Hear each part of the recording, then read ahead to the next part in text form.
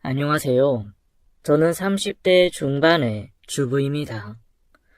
저는 대학 시절 친구의 소개로 3대3 미팅을 하게 되었어요.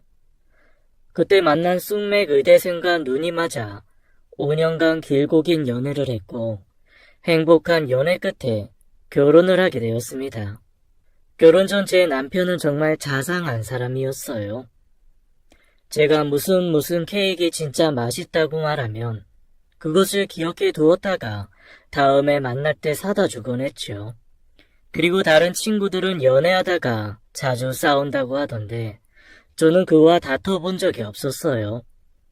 왜냐하면 그는 항상 절 위해주고 제게 모든 것을 맞춰주는 천사였거든요. 그와 사귀는 동안은 제가 세상의 중심이 된 것만 같았습니다. 연애가 길어지다 보니 그와 자연스럽게 결혼을 준비하게 되었어요. 양가 상견례도 무사히 마쳤고 결혼식장도 호텔 예식으로 예약을 했죠. 상견례 날 뵌 예비 시어머니는 예비 남편의 옷무새도 체크해주고 식사할 때 반찬도 숟가락 위에 놓아주며 무척 잘 챙겨주시더군요. 예비 남편의 말로는 예비 시어머니는 남아선호 사상이 강한 분이시라고 했어요. 그래서 자신이 생각해도 누나보다 자신에게 더 많은 걸 해주셨다고 하네요. 그리고 예비 남편을 의사로 만들기까지 아들의 학원 시간표는 물론이고 하루 공부 계획표까지 전부 플랜을 짜주셨다고 해요. 한마디로 남편의 일거수일투족을 모두 관리하셨던 거죠. 물론 남편 본인의 노력도 있겠지만 어머님의 노력도 대단하셨던 걸로 봐서는 보통 시어머니는 아니겠구나 싶었습니다. 제 예상대로 시어머니는 의사 아들에 대한 자부심이 대단하셨어요. 혼수로 30평대 아파트와 외제차를 구입해 줄 것을 요구하셨고 예단비는 1억에 호텔 예식 비용을 모두 저희 친정에서 부담하는 걸로 하자고 하시더군요. 저희 엄마는 사돈 어른이 아들 갖고 장사하는 기분이 든다며 못마땅해 하셨지만 딸 결혼을 망칠 순 없기에 시댁에서 원하는 대로 조용히 예단을 준비해 주셨습니다. 마침내 결혼식 날이 되었고 저는 예쁜 드레스를 입고 그와 결혼을 하게 되었어요.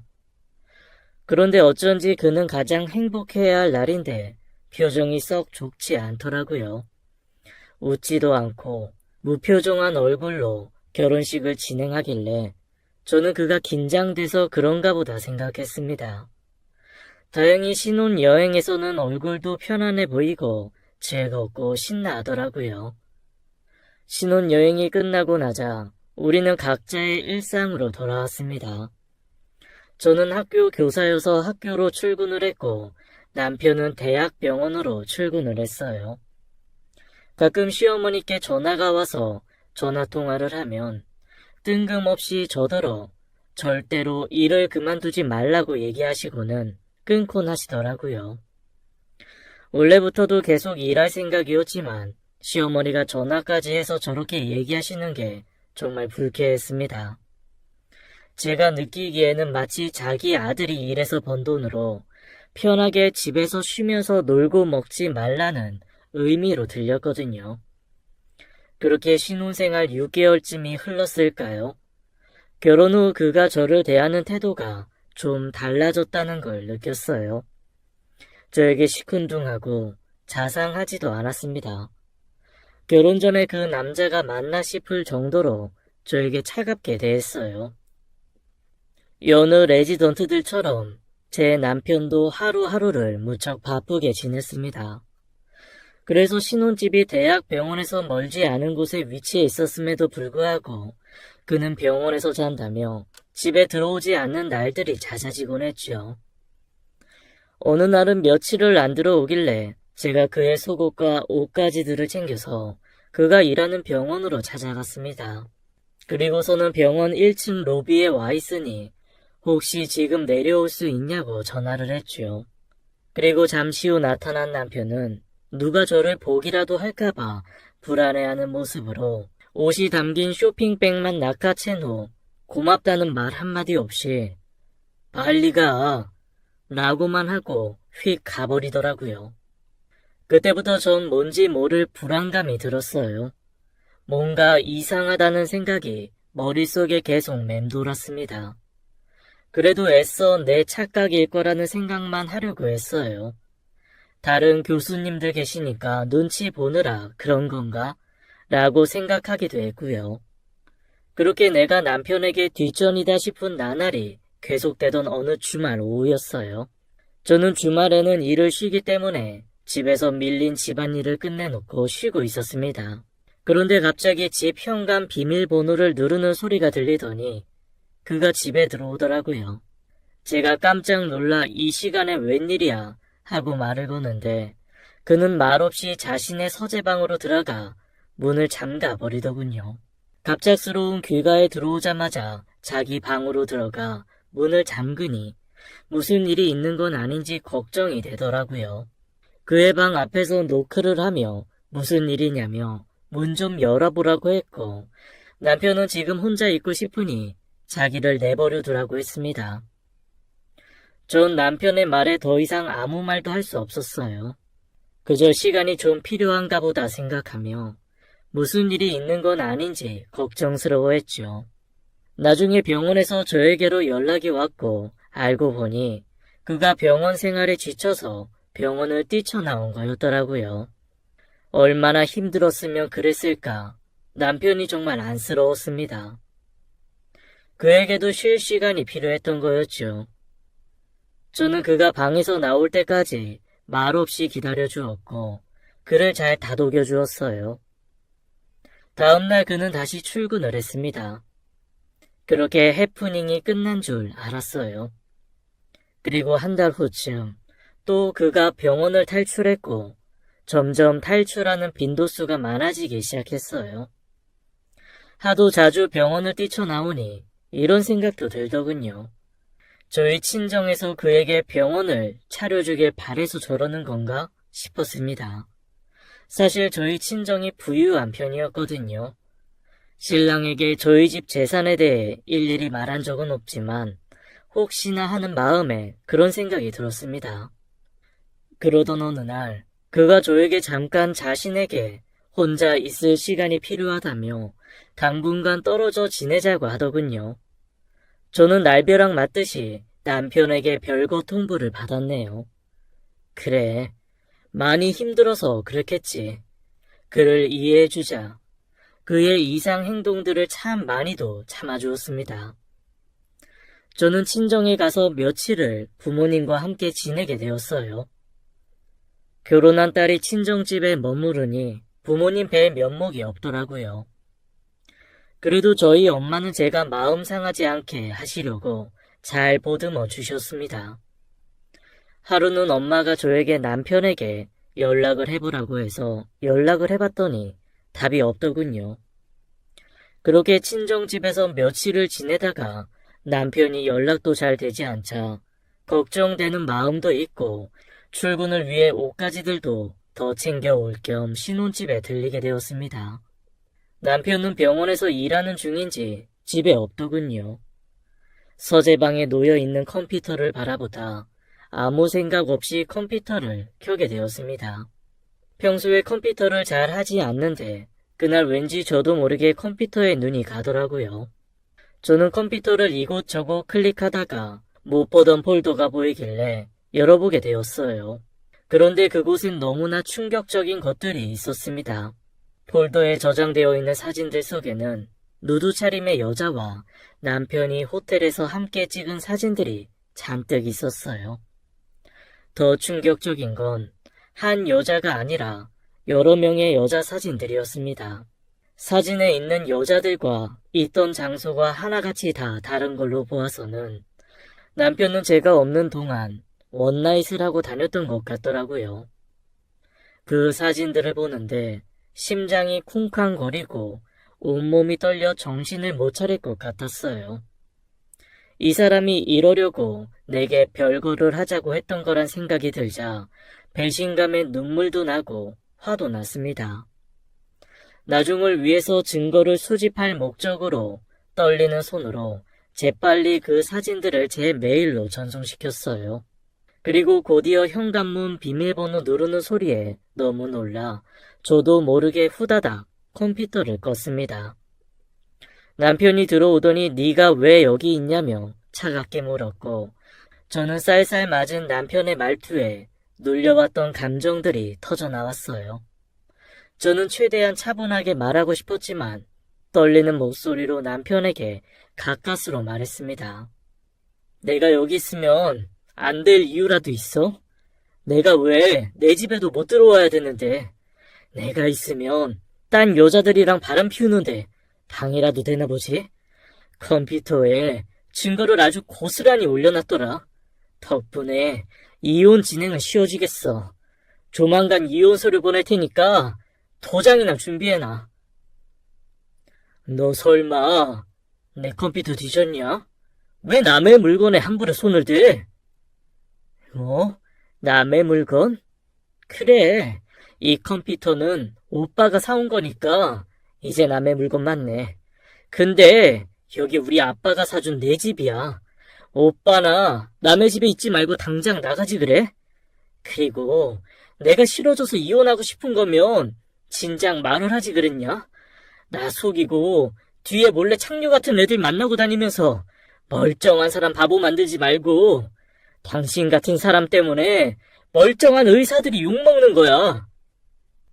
그러자 남편은 자신은 이혼할 생각은 없다며 이건 잠깐 스트레스 푸느라 호기심에 몇 번 그런 거라고 바람 피운 건 아니라는 궤변을 늘어놓더군요. 한마디 미안하다는 말 없이 변명만 하는 뻔뻔한 모습에 치가 떨렸습니다. 그러면서 하는 말이 네가 처음부터 병원 차려준다는 말 했으면 이런 일도 없었잖아. 너네가 왜 이렇게 눈치가 없냐? 내가 스트레스 안 받으면 이렇게 밖으로 나돌지도 않았을 거 아니냐고. 뭐? 오빠 진짜 어이없네. 바람핀 것도 모자라서 오빠가 저질스럽게 몸 굴리고 다닌 주제에 병원을 차려달라고? 오빠 이 정도밖에 안 되는 사람인 줄 알았으면 애초에 만나지도 않았어. 저는 친정으로 돌아가 이 사실을 알렸어요. 부모님들도 남편에게 큰 배신감을 느끼시고 분노하셨습니다. 저도 이날 참 많이 울었네요. 내가 어쩌다가 이런 남자랑 결혼을 했을까?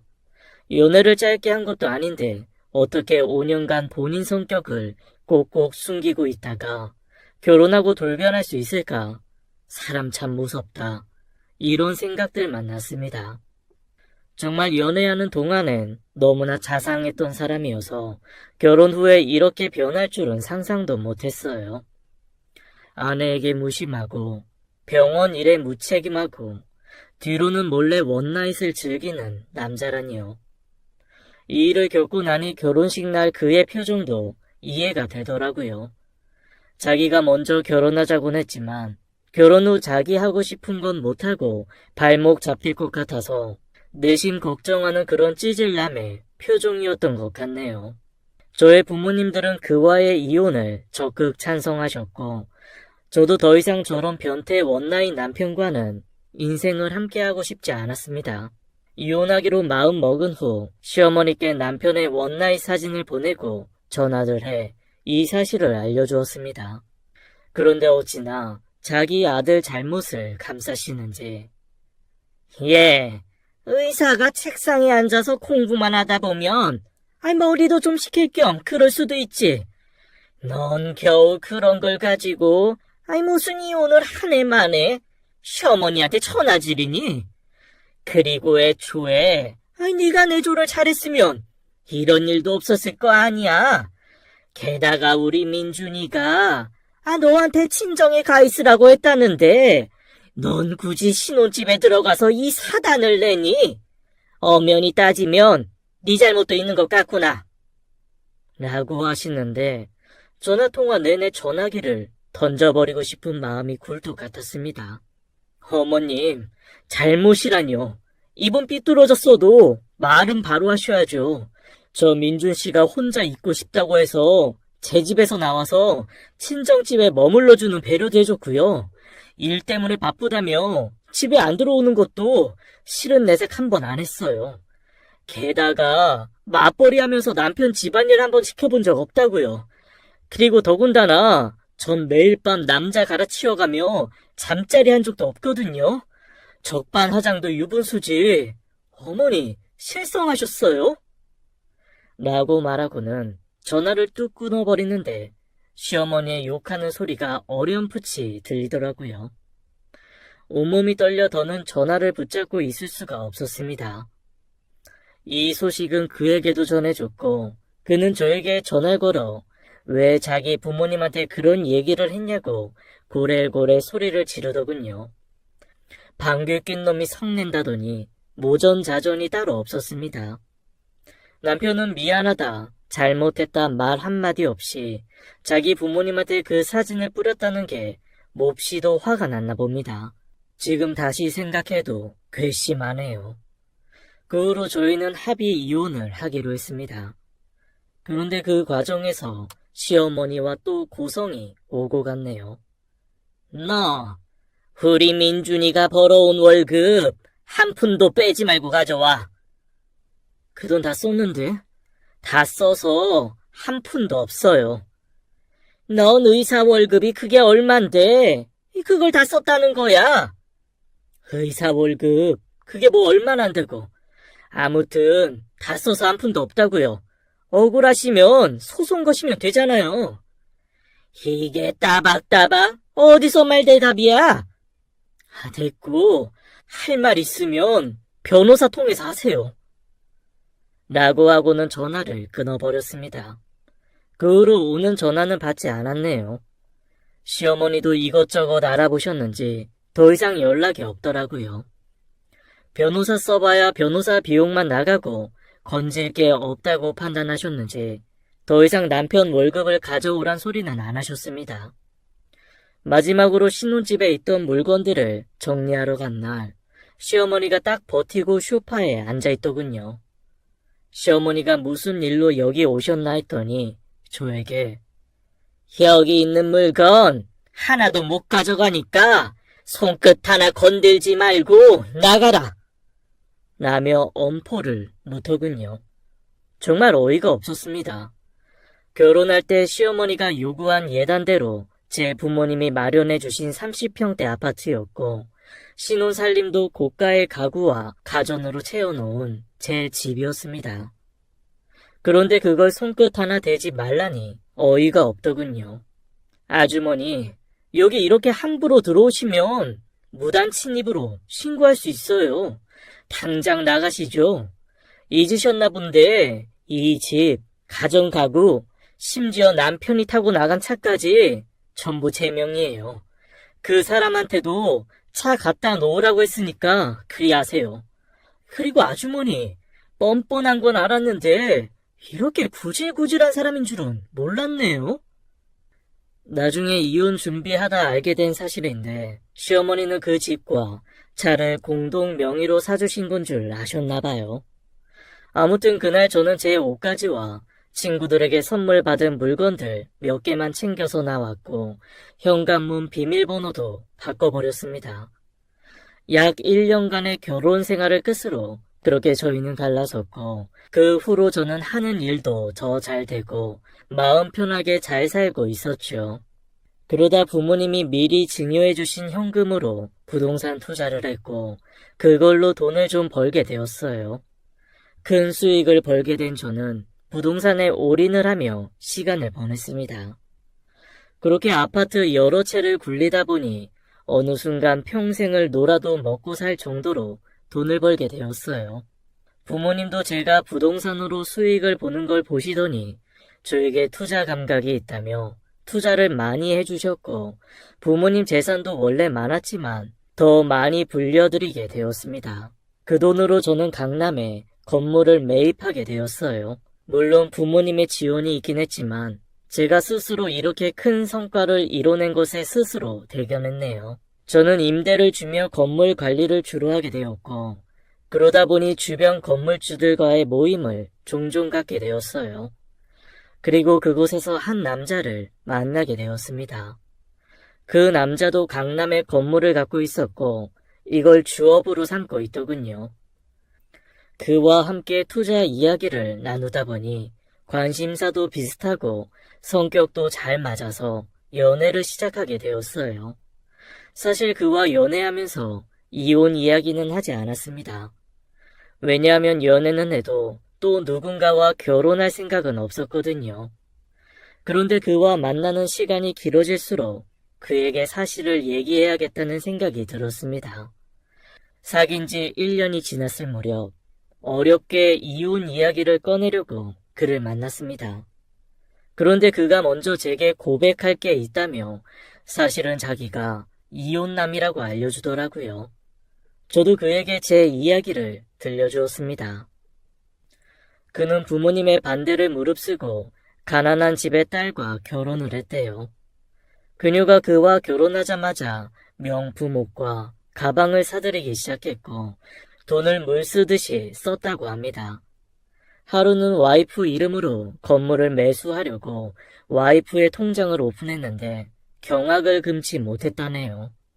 모아둔 돈은 한 푼도 없었고 오히려 마이너스가 찍힌 통장을 보고 와이프를 추궁하니 친정집이 어려워 도와드리느라 돈을 좀 썼다고 했는데 그 돈이 무려 5억이 넘는 돈이었대요. 그 후로도 1억을 더 달라고 하기에 처가댁에 전화를 드렸더니 자기네는 자네한테 돈 달라고 한 적 없다고 무슨 소리냐며 황당해 하더래요. 알고 보니 그의 와이프가 도박에 빠져 도박 빚에 시달리고 있었고 그때마다 마이너스 통장을 쓴 거라는 사실을 알게 되었다고 했습니다. 도박에서 헤어나오게 하려고 온갖 노력을 해봤지만 와이프는 정신을 못 차리고 심한 도박 중독에 걸려 이혼을 하게 되었다는 씁쓸한 이야기였습니다. 그의 이야기를 모두 듣고 난 후엔 제 이야기를 들려주었어요. 남자친구는 제 이야기를 다 듣고는 우리 둘 다 한 번씩 결혼에 실패한 사람이어서 오히려 다행이라고 했습니다. 그래서 우리가 만날 수 있었던 거라며 오히려 지금은 감사한 생각이 든다고 하더군요. 저희 둘은 서로의 과거를 털어놓고 오히려 더 사이가 돈독해졌고 그로부터 6개월 후에 결혼식을 올리게 되었어요. 시부모님도 저를 많이 예뻐해 주셨고 저희 부모님도 듬직한 남편을 무척 마음에 들어 하셨습니다. 저희 둘은 허니문 베이비를 갖게 되었고 양가 부모님의 축복 속에서 정말 행복한 나날을 보냈죠. 그렇게 쌍둥이 아기가 태어났고 저는 육아를 하며 행복한 시간을 보내고 있었어요. 그렇게 3년이 흘렀습니다. 그러던 어느 날 가족들과 식사를 하는데 시아버지께서 병원 모임이 있는데 그곳에 함께 참석했으면 하시더라고요. 시아버지께서 병원 건물을 하나 가지고 계셨는데 그곳 사람들에게 손자들을 자랑하고 싶으신 것 같았어요. 왜냐하면 시아버지의 손주들 사랑이 무척 크셨거든요. 매일 지인들에게 사진으로만 보여주시다가 직접 보여드리고 싶었나 봐요. 저는 흔쾌히 알겠다고 하고 초대장을 받았습니다. 그 초대장에는 땡땡병원 이사장 김도진이라고 아버님의 성함이 쓰여 있었어요. 저는 아버님이 병원 이사장님이신 건 미처 몰랐는데 그날 집에 가는 길에 남편에게 물으니 땡땡병원 이사장이시고 이번에 10주년 행사를 하는 거라고 얘기해 주더군요. 며칠이 지나 땡땡병원 10주년 행사날이 되었어요. 저는 남편과 아이들을 챙겨서 시부모님과 함께 호텔에 마련된 행사장에 도착했습니다. 시아버지는 단상에 올라가 10주년 축하 연설을 하시고 저희는 예약석에 앉아서 아버님의 연설을 경청하고 있었죠. 저는 쌍둥이 아이들을 챙기느라 정신이 없었는데 첫째가 뛰어다니다가 한 의사와 부딪혀서 그분 옷에 음료수를 잔뜩 쏟고 말았어요.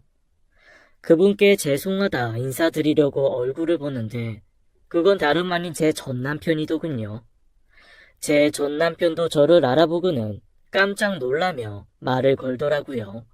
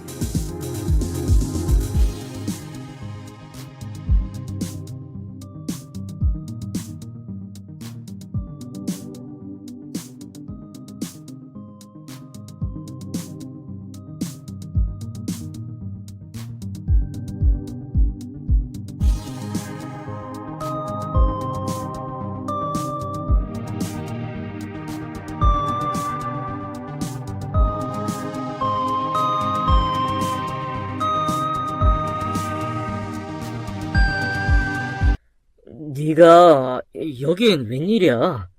우리 시아버지가 땡땡병원 이사장님이시거든. 오늘 병원 10주년 행사라고 해서 온 거야. 네가 어떻게 이사장님 아들이랑 결혼을 했어?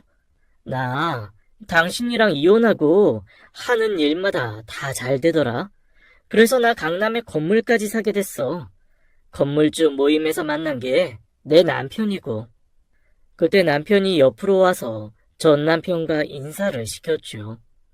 제 남편은 그가 전 남편이라는 사실을 알고는 좀 놀라는 눈치였지만 보란듯이 제 어깨를 감싸안더군요. 나중에 한 사실이지만 남편은 제 전 남편에게 우리 이렇게 행복하게 잘 먹고 잘 산다, 뭐 그런 걸 보여주고 싶었대요. 그 후 남편은 제 전 남편에 대해 알아보았나 봐요. 지인들을 통해 들은 사실로는 전 남편이 같은 병원에 근무하는 엄청 예쁜 간호사와 결혼을 했는데 그 간호사가 다른 의사와 바람이 나서 애를 떠넘기고는 집을 나갔다더라고요. 그래서 전 시어머니가 아이를 돌보고 남편은 퇴근 후 집 나간 와이프를 찾으러 다닌다고 하더군요. 지금은 병원에 소문이 파다하게 나서 조만간 사직서를 쓸 것 같다는 이야기가 의사들 사이에 돈다고 했습니다. 저랑 같이 살 때 문란한 행동으로 제 가슴에 대못을 박더니 저랑 헤어지고 나서 자기랑 똑같은 여자를 만나서 힘들게 산다는 얘기를 들으니 기분이 묘하더라고요. 제가 딱히 그 사람에게 복수할 마음은 없었지만 저는 제가 잘 사는 모습을 보여줌으로써 전 남편에게 복수하는 것 같아 과거의 상처가 씻겨 내려가는 기분이었어요. 뿌린 대로 거둔다는 말이 있잖아요. 여러분은 지금 옆에 있는 사람에게 잘해주고 계신가요? 지금 가진 곳이 가장 좋은 곳이다 라는 말도 있더라고요. 저는 현재에 감사할 줄 아는 사람이 되려고 매일 노력하고 있어요. 여러분에게도 좋은 일만 가득하시길 바라며 이 글을 줄입니다. 지금까지 사연 읽어주는 남녀 예행 이야기였습니다.